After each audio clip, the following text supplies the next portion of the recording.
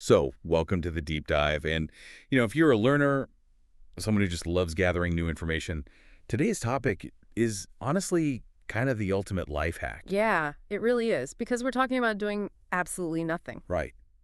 We spend so much time trying to uh, cram in just one more vocabulary word or find the next big productivity trick. hmm But our mission today, looking at these notes and transcripts on the science of sleep and learning, is to show that sleep is not just a pause button. Not at all. It's this incredibly active, highly productive state. And we're going to explain how it drastically improves language memory, keeping the vocabulary really simple and clear. Yeah, it's a massive shift in how we think about resting. Exactly.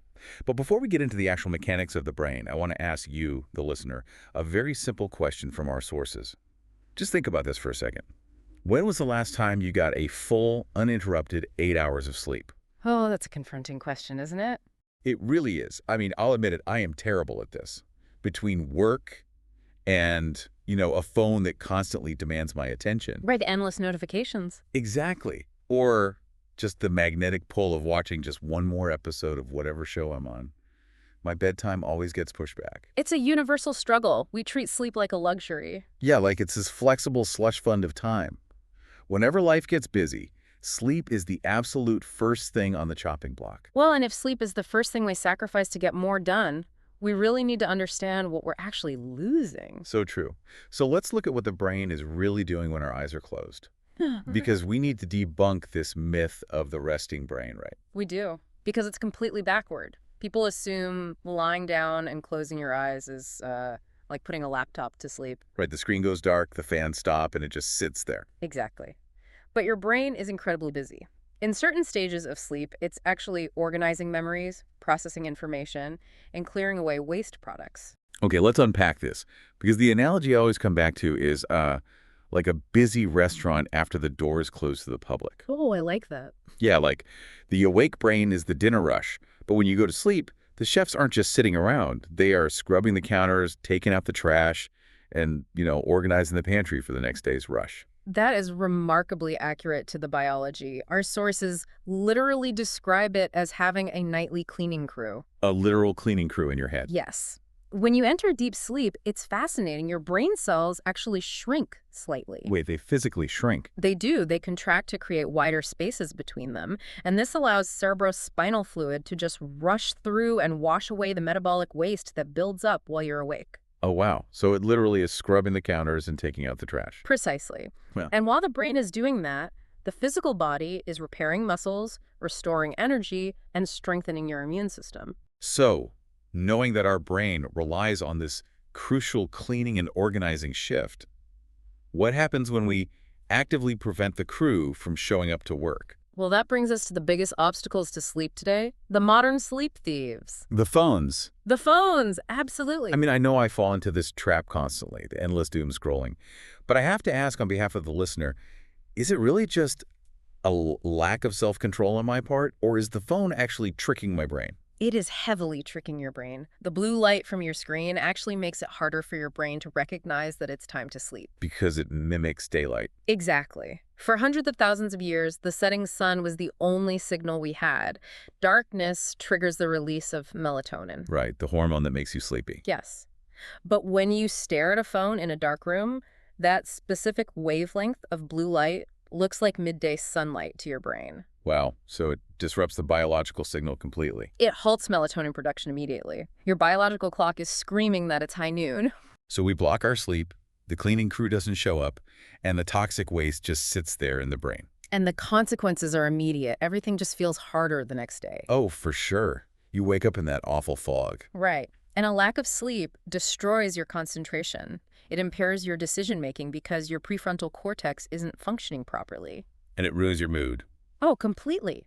The emotional center of your brain gets hyperactive. You just get incredibly grumpy. You make more mistakes simply because the brain isn't working at its best. Okay, so we can see that blocking our sleep ruins our day-to-day function. But let's connect this to our specific focus today. How does this directly impact a learner's ultimate goal? Like absorbing and retaining new information, say a new language. This is a crucial connection. Because here's where it gets really interesting.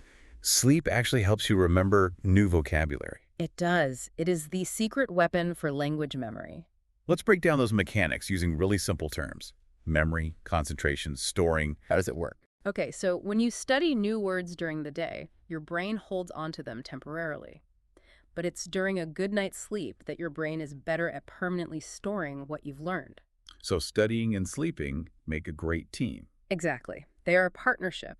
During the day, you're just putting things in a short-term holding area. So studying without sleeping is kind of like, well, it's like typing up a brilliant long email in a new language, but pulling the plug on your computer before you hit save. That is a perfect way to look at it. The work was done, but it wasn't stored. All that effort just evaporates. Right. What's fascinating here is that getting enough sleep isn't just about feeling rested. It is a core strategy for performing better at work or school. Good sleep is what turns short-term studying into long-term memory. Because the brain is physically moving that vocabulary to permanent storage while we sleep. Yes.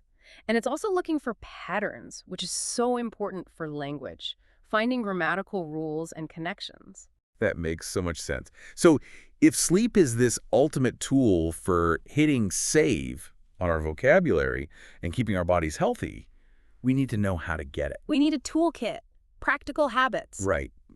What are the simple habits we can use to guarantee a better night's rest?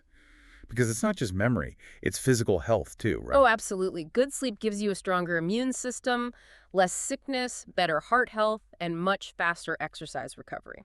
Okay, so let's break down the habits. Step 1, Step 1 is the big one. Put the phone away at least 30 minutes before bed. 30 minutes. No screens at all. No screens. You have to give your brain time to realize the sun has set so that melatonin can rise. That is going to be tough for a lot of people, but knowing the science makes it easier to justify. Okay, what's next? Avoid drinking too much coffee late in the day. Oh, the coffee rule. Why is that?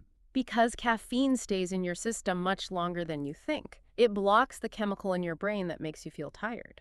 So even if I feel fine after a late afternoon coffee, my brain is still being kept awake. Exactly. You won't be able to get into those deep memory-saving stages of sleep. Got it.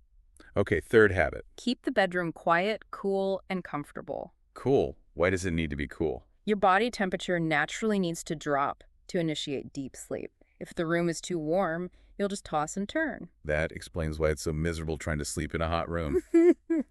Okay, and the last habit. Create a relaxing routine. Read a book, listen to calm music, try some deep breathing, and most importantly, go to bed and wake up at the same time every day, even on weekends. Okay, wait, I have to push back on this one. I know, everyone does. Come on, even on weekends. Why ruin a perfectly good Saturday morning? Isn't that when we catch up on sleep? Well, the simple truth from the text is this. Your body loves routines. But I'm so tired by Friday. I get it, but consistency is a necessity, not just a luxury. You can't really catch up on sleep.